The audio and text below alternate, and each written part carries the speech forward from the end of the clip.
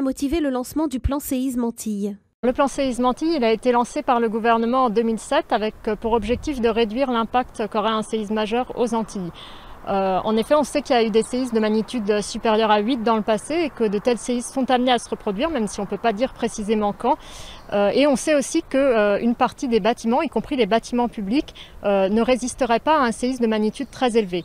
Donc le plan Séisme Antilles, il vise à renforcer ou reconstruire les bâtiments les plus vulnérables et également à mobiliser l'ensemble des acteurs concernés, donc les services de l'État, mais aussi les collectivités territoriales ou les associations, pour préparer au mieux le territoire et la population à un séisme de forte magnitude.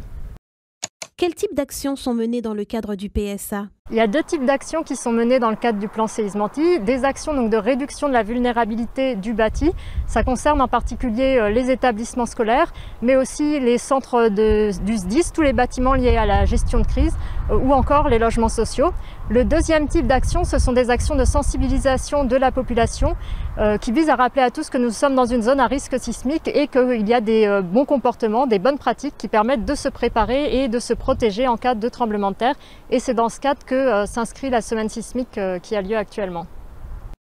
Où en est-on des chantiers prévus dans le cadre du PSA? Concernant les établissements scolaires qui constituent un gros chantier du plan Séisme Antilles, il y a à ce jour 32 écoles et 2 collèges qui ont été renforcés ou reconstruits, ce qui a permis de mettre en sécurité un peu plus de 20% des élèves qui étaient accueillis dans des établissements classés par les diagnostics comme présentant un risque inacceptable avec une priorité d'intervention très haute.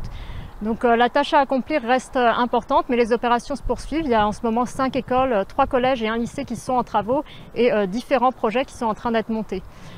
Pour ce qui concerne le SDIS, il y a un programme pluriannuel de travaux qui a été établi et 8 opérations qui devraient normalement commencer d'ici 2020. Concernant les logements sociaux, depuis le début du plan Séisme Antilles en 2007, il y a un peu plus de 1900 logements qui ont été renforcés. Ça correspond à 20 à 25% des logements vulnérables.